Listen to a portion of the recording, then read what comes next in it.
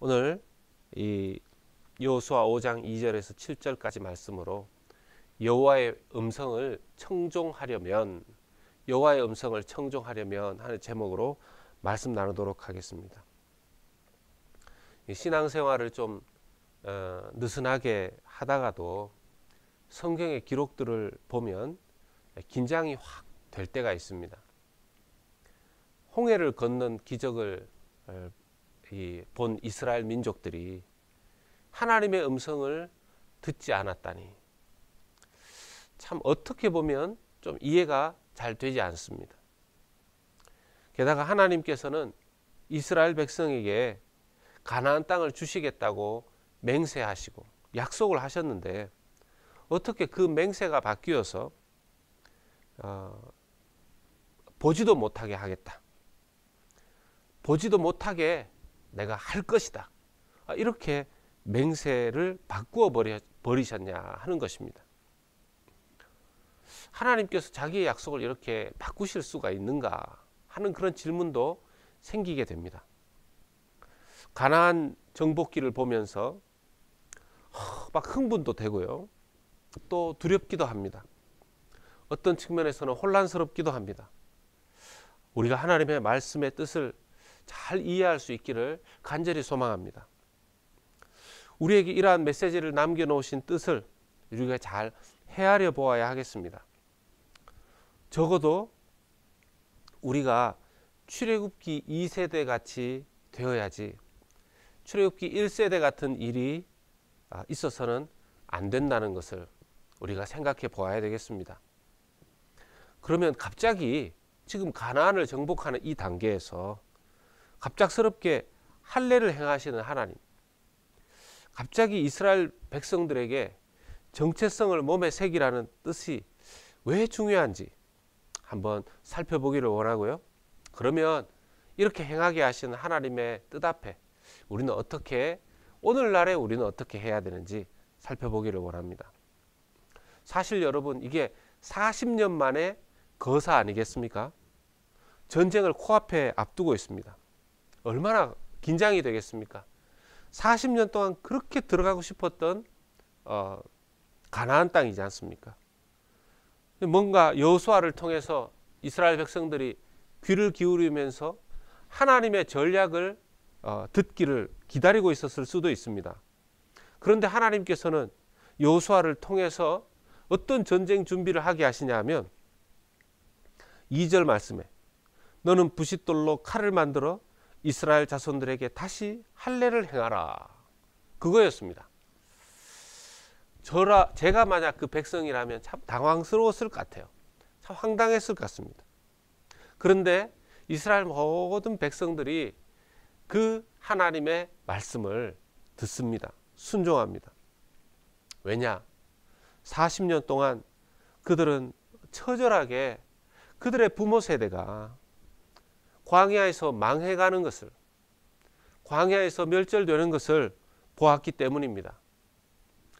광야에 있었던 이스라엘 그 출애굽 1세대가 결코 숫자가 작지 않았습니다. 그들이 전쟁을 할 줄 모르는 사람들이 아니었습니다. 그런데 가나안에 들어가지 못했습니다. 먼 발치에서 이렇게 요단강 이번에 처음 건넌 것이지 않습니까? 그 이유가 철저히 그들의 불순종 때문이었다는 것이죠. 그래서 그들은요, 그들의 불순종을 거울로 삼아서, 타산지석으로 삼아서, 이렇게 우리는 절대로 그렇게 하면 안 된다. 그래서 순종합니다. 이 할례, 부모 세대가 자기들에게 해주지 않았습니다. 보통은 태어난 지 8일 만에 하는 것이 이스라엘 백성들의 할례인데 이것을 부모 세대가 해주지 않았던 것이죠. 왜 해주지 않았을까요? 광야에서 이렇게 정말 광야에서 자기 자녀들, 특히 남자아이가 태어났을 때 위생적으로 안 좋아서 그랬을까요? 예, 자기들의 정체성이 그렇게 약했던 것이죠. 사막에서 태어난, 광야에서 태어난 이 자식들, 예? 뭐 자기들도 지금 살기가 힘든데 뭐 할례까지 하고 그럴 정신이 있느냐. 어쨌든 지금 그 자녀 세대가 전쟁 앞에서 할례를 행합니다. 그 지도상의 거리를 좀 찾아보니까요, 지금 이 할례산, 그들이 머물렀던 이 길갈이라는 지역 곳에서 이 여리고성까지 거리가 약 한 4마일 정도, 5마일 정도 됩니다. 여러분 4, 5마일 정도면요, 만약에 이 소식을 여리고성에서 이렇게 듣고 4, 5마일 정도 할례를 행하고 몸을 잘 움직이지 못하는 그때에 여리고의 군사들이 그때 쳐들어오면 아이고 이거 굉장히 전쟁에서 불리한 그런 일을 하고 있는 것입니다. 그럼에도 불구하고 이 급박한 상황에, 초긴장 상태에 하나님께서는 할례를 행하게 하셔서 그들이 움직이기 어렵게 그런 일들을 하게 하시는데요. 이 급박한 상황에 큰 전쟁을 앞두고 아무리 큰 일이 있어도 하나님 앞에서 하게 하시는 이 일, 왜일까요? 예. 하나님께서는요, 가장 중요한 일 앞에 첫 번째로 우리에게 말씀하시는 것은 어떤 위급한 상황, 급박한 상황에서도 하나님 앞에 거하는 것, 하나님께 여쭙는 것, 하나님 앞에 기도하고 움직이는 것, 하나님의 임재 앞에서 내가 있는지를 점검하는 것, 성령으로 충만한 것, 이것이 가장 우선순위라는 것입니다. 우리가 누구인지 때로는요, 막 우리가 너무 정신없으면 뭐 사람 말로 그러지 않습니까? 호랑이 앞에 물려가도 정신만 차리면 된다고. 그게 이렇게 속담이긴 하지만 결코 쉬운 얘기는 아니죠.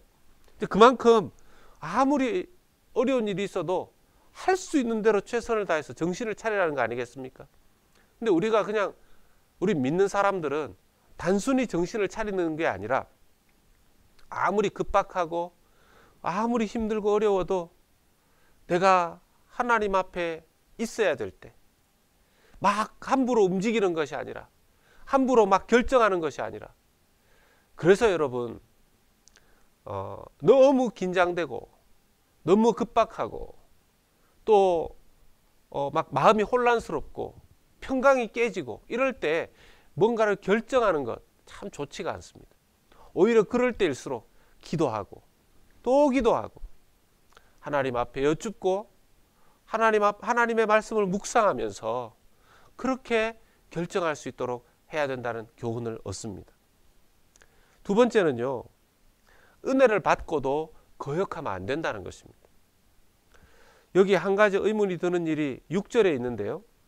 여호와께서 그들에게 대하여 맹세하사 그들의 조상들에게 맹세하여 우리에게 주리라고 하신 땅 곧 젖과 꿀이 흐르는 땅을 그들이 보지 못하게 하리라 하신 말씀입니다.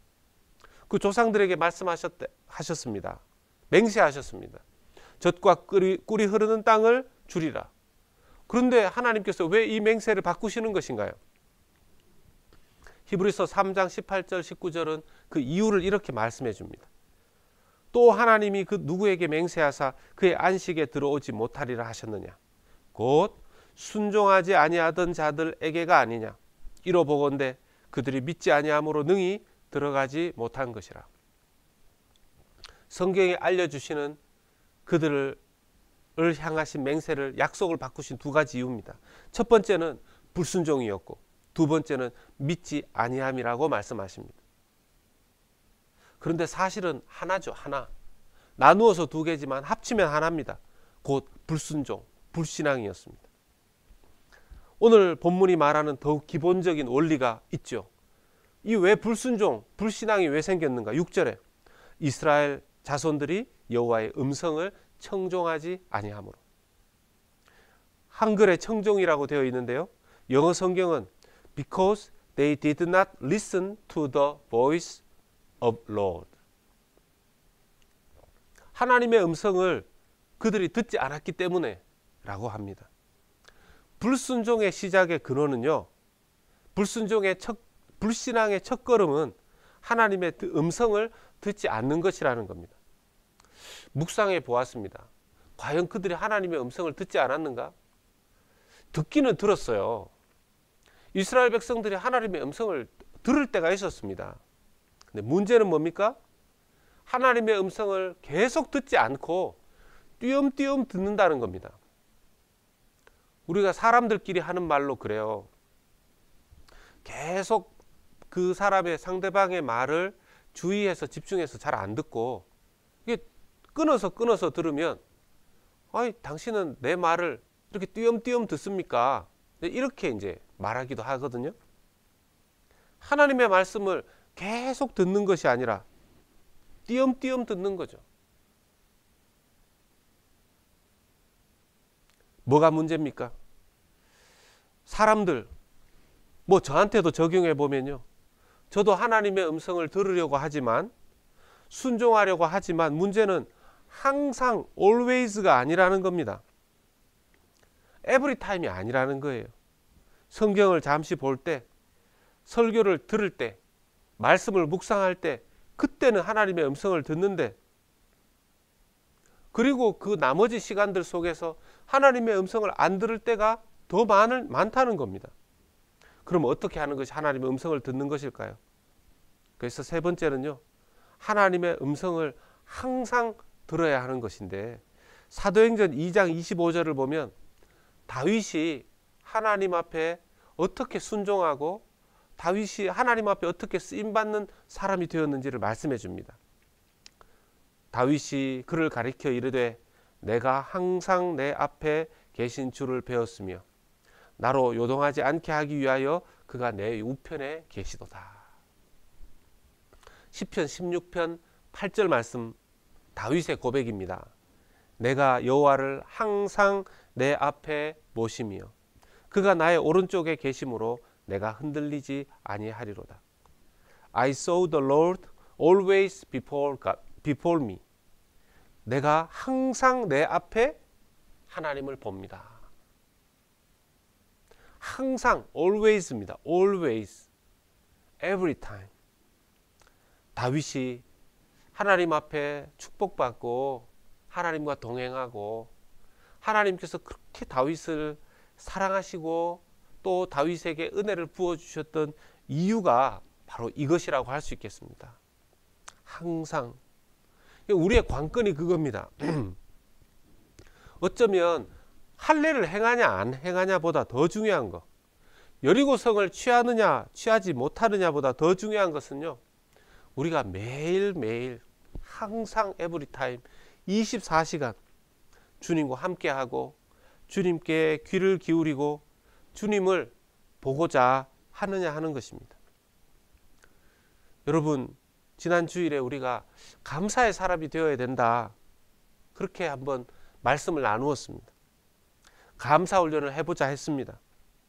감사 일기를 써보자 했습니다. 여러분 하고 계십니까? 우리의 삶에 감사를 정리하면서 주님과 더욱 가까워지고 주님께 더욱 집중하게 될 것입니다.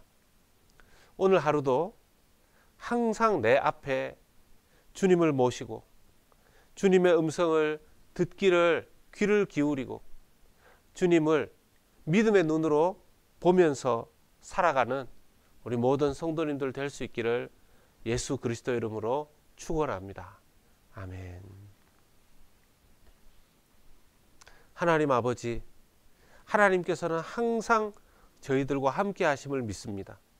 그런데 주님, 우리의 마음과 우리의 귀는, 우리의 눈은 하나님께 향해 있지 못하고 항상 하나님께 향해 있지 못하고 항상 하나님께 열려 있지 못하고 주님, 그렇게 지낼 때가 많음을 주님 앞에 고백합니다.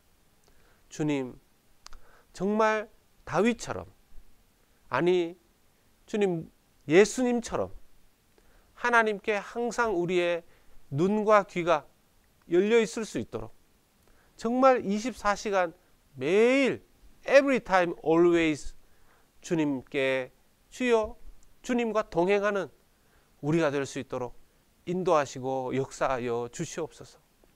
이 팬데믹의 기간 가운데 하나님, 세상의 소식들은 참 어둡고 또 혼란스럽습니다.